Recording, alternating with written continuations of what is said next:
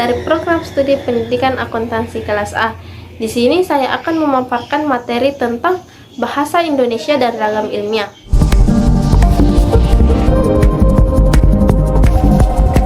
Ragam bahasa ilmiah adalah salah satu ragam bahasa Indonesia yang digunakan dalam pertemuan dan penulisan karya ilmiah, di mana ragam bahasa ilmiah ini diperoleh sesuai dengan sifat keilmuannya dan disasari oleh hasil pengamatan, peninjauan, penelitian dalam bidang tertentu, disusun menurut metode rasional pendekatan dan sistematika penulisan yang bersantun bahasa dan isinya dapat dipertanggungjawabkan kebenarannya atau keilmiahannya. Ragam bahasa ilmiah juga dibedakan berdasarkan media atau sarana penutur, sikap penutur, dan pokok permasalahan.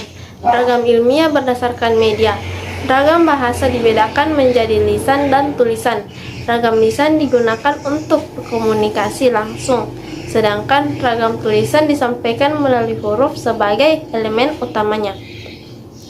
Yang kedua yaitu ragam ilmiah berdasarkan penutur. Ragam bahasa dipengaruhi oleh daerah dan tingkat pendidikan penutur. Ragam daerah mencerminkan perbedaan logat sesuai asal daerah penutur. Yang ketiga yaitu ragam ilmiah berdasarkan sikap penutur.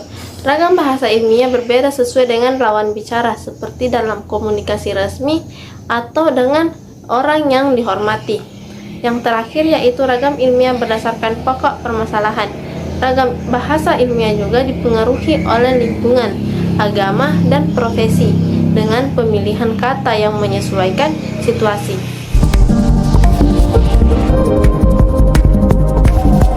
Ragam ilmiah. Yang pertama yaitu cendekia. Bahan ilmiah harus mampu mengungkapkan hasil berpikir logis secara tepat.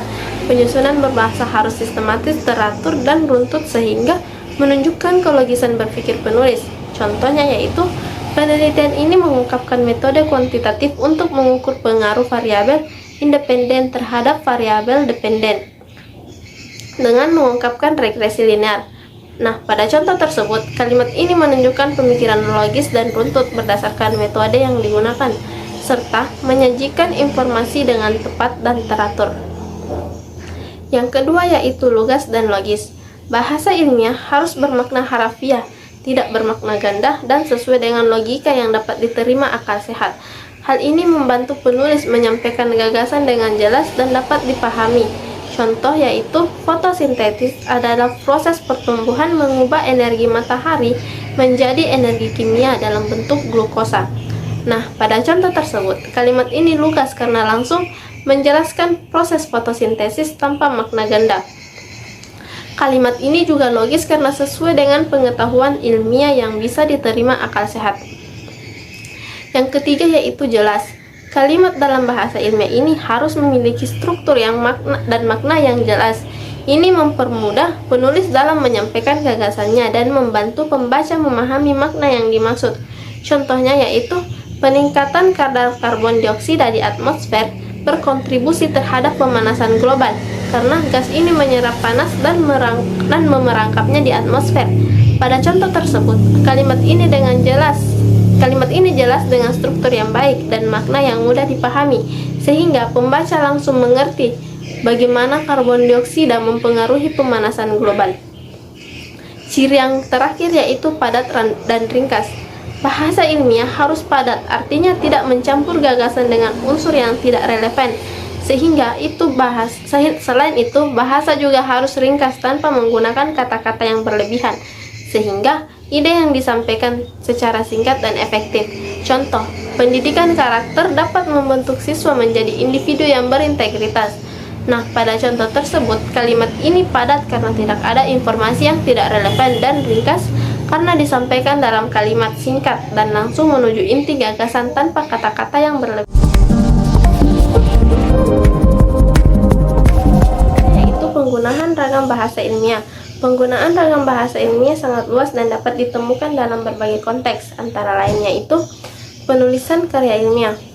Dalam penulisan skripsi, tesis, penulis harus menggunakan ragam bahasa ilmiah untuk menyampaikan metodologi, hasil, dan kesimpulan.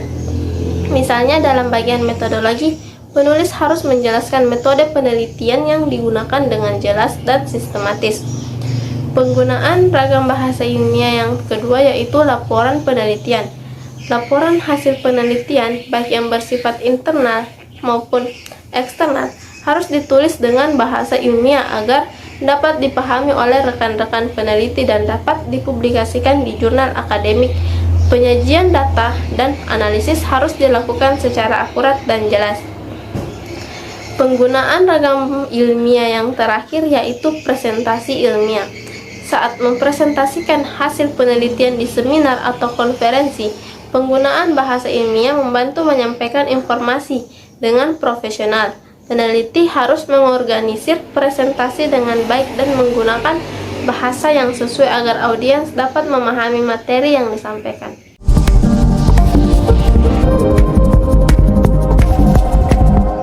Berdasarkan beberapa materi yang sempat saya paparkan tadi mengenai ragam ilmiah, dapat disimpulkan bahwa ragam ilmiah sangat penting dalam konteks akademik dan penelitian.